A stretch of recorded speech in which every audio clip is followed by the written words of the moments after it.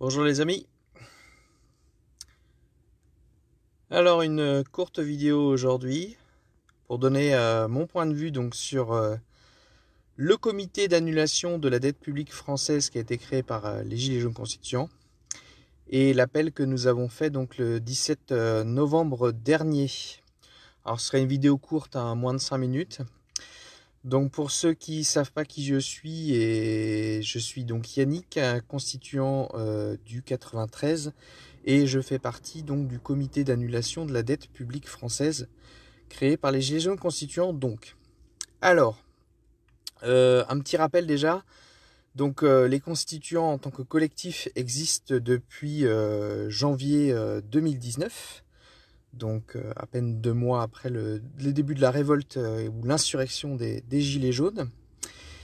Et un an plus tard, en janvier 2020, le collectif a décidé de créer en son sein, et ce, avant la crise sanitaire, avant les mesures de confinement et avant même qu'on sache toutes ces choses sur la Covid-19. Donc en janvier 2020, on a créé le comité d'annulation de la dette publique française. L'idée de départ, c'était qu'un lobby citoyen s'organise et fasse proposition de loi. Vous savez que la constitution actuelle oblige nous, les citoyens, à passer par des représentants, à savoir les députés, pour écrire la loi. Ça, c'est dans les termes actuels. Donc là, l'idée, c'était d'avoir une proposition de loi extra-parlementaire, c'est-à-dire écrite par et pour des citoyens, avec l'aide d'experts. Donc ça, c'était le point de départ du comité d'annulation de la dette publique française, sachant qu'évidemment, cette proposition de loi que nous avons désormais en main, elle était à l'adresse de la dette. La question de la dette, qui est un des éléments ou un des piliers, comme il est dit dans notre manifeste, par lequel l'oligarchie financière nous met en esclavage. Un des piliers, pas le seul, mais un des piliers. Entre-temps, il y a eu donc cette crise sanitaire liée à la Covid-19, il y a eu la gestion désastreuse de notre gouvernement, il y a eu le négationnisme présidentiel par rapport à la question du traitement de la Covid-19, etc., etc. Et il y a eu une explosion de la dette publique qui va atteindre donc les 120% du PIB. Donc notre initiative est plus que rentrée dans l'actualité. Mais surtout, il y a une leçon qu'on doit tous tirer et que nous avons tiré dans le collectif. Il ne faut absolument rien attendre des institutions. C'est-à-dire, au sein même des institutions en place, il y a certainement des gens de bonne foi et de grande valeur qui souvent ne s'expriment pas suffisamment et ne font pas assez bousculer les habitudes, mais dans le haut fonctionnariat, dans l'Assemblée nationale, il y a des gens de valeur, relativement honnêtes, etc.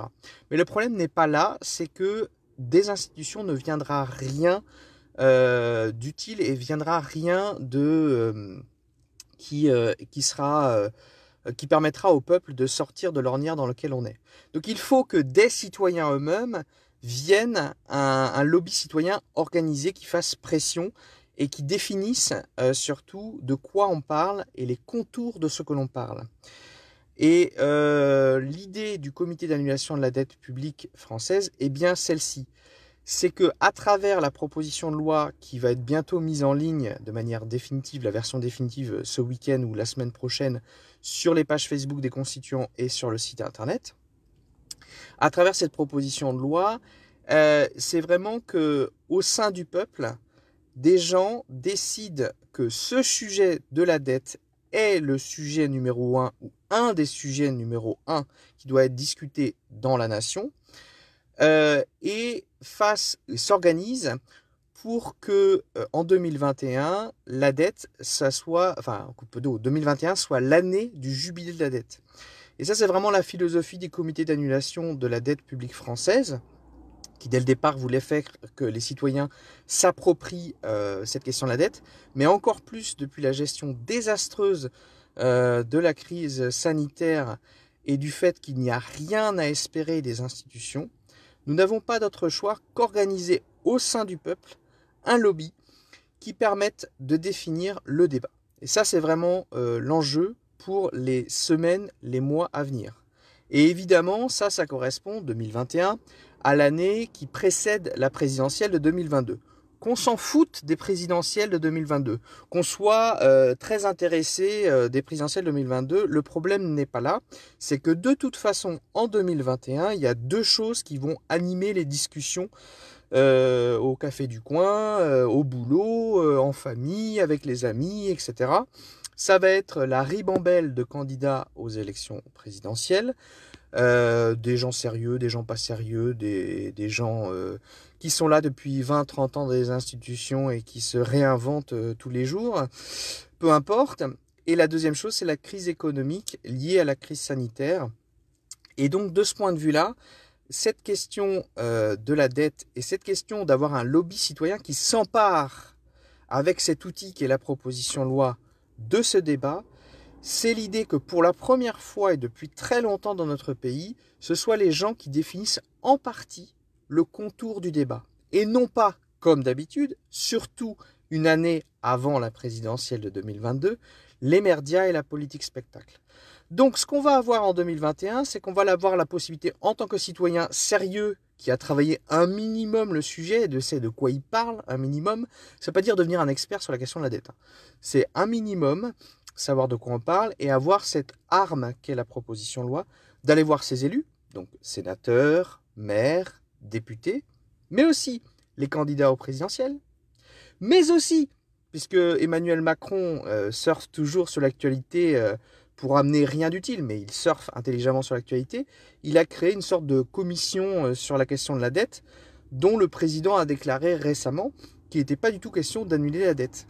Donc il y a une trentaine de personnes qui font partie de ce comité Théobule, ou cette commission Théobule qui est créée par le président de la République.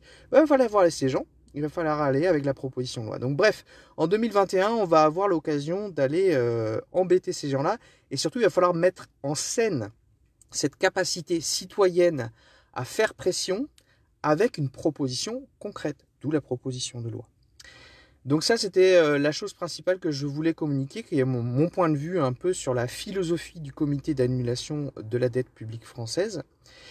Et une dernière chose que je voulais vous communiquer, c'est donc quelque chose, la proposition de loi qui va donc sortir en début de semaine prochaine sur les réseaux sociaux et sur le site internet des constituants.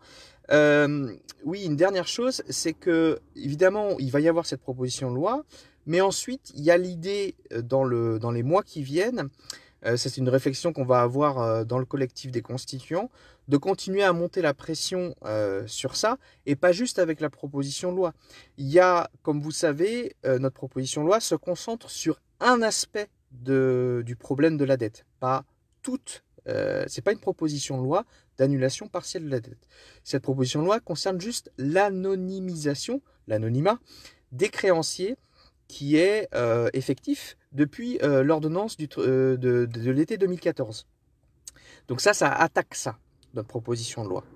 Parce que l'idée, c'est que une fois qu'on a levé cette ordonnance de 2014 sur l'anonymat des créanciers, on va pouvoir passer à une deuxième étape qui est un audit, ou un scanner, ou un état des lieux, ou un bilan si vous préférez, de ce qu'il y a dans la dette, de qui détient la dette, de qu'est-ce qui est, in fine, légitime, de ce qui n'est pas légitime, de qu'est-ce qui doit être remboursé, de qu'est-ce qui ne doit pas être remboursé. Bref, un tri. Un tri qui arrive grâce à un audit. Mais un audit qui est possible parce qu'au départ, nous avons levé cette ordonnance de 2014 sur l'anonymat des créanciers. Donc il y aura cette deuxième étape d'un audit de la dette. Un audit qui doit être fait dans les institutions ou par les institutions, mais qui peut être fait aussi par les citoyens. Une sorte d'enquête, pas policière, pas judiciaire, mais une enquête citoyenne sur la question de la dette. Et une troisième chose, une fois qu'on a obtenu cet audit, c'est une annulation partielle, un tri dans les dettes, ce qui est légitime, ce qui n'est pas légitime.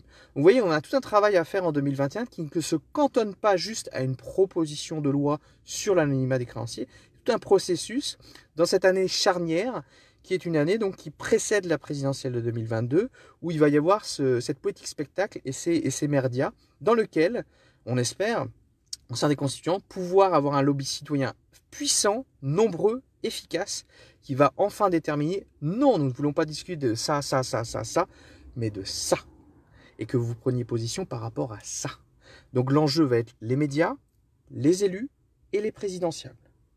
Et l'enjeu va être la proposition de loi que nous venons de sortir et que les gens se l'approprient, puis l'audit sur la dette, puis enfin une annulation partielle avec un tri dans les dettes. Donc voilà. Donc nous avons des alliés objectifs, c'est l'ensemble des gilets jaunes, c'est l'ensemble des petits commerces et entre autres des patrons et des patronnes de bars et restaurants qui sont plus qu'en colère. Et nous avons également des autres alliés, ce sont les maires. Les maires. Parce qu'il faut savoir qu'il y a un phénomène de France périphérique, j'ai envie de dire de mairie périphérique. On a un système qui a été mis en place depuis Hollande, depuis 2014, mais qui est en discussion bien avant avec des gens qui pensent le monde non pas avec des nations prospères, mais en termes de métropole mondiale, qui assèchent le territoire, qui assèchent le terrain, et de mairies, et entre autres de mairies rurales, qui sont complètement désossées. Et donc ça a été mis en place progressivement dans les années 2000, et en 2014 avec la loi sur la métropolisation. Et du coup, nous avons des maires qui avons été abusés dans tous les sens, où leur autonomie financière ou leur autonomie tout court est attaquée feu de tout bois par le gouvernement et l'oligarchie. Donc nous avons des alliés objectifs. Donc voilà ce que je voulais vous dire, philosophie du comité d'annulation de la dette publique française. À bientôt les amis, force et honneur.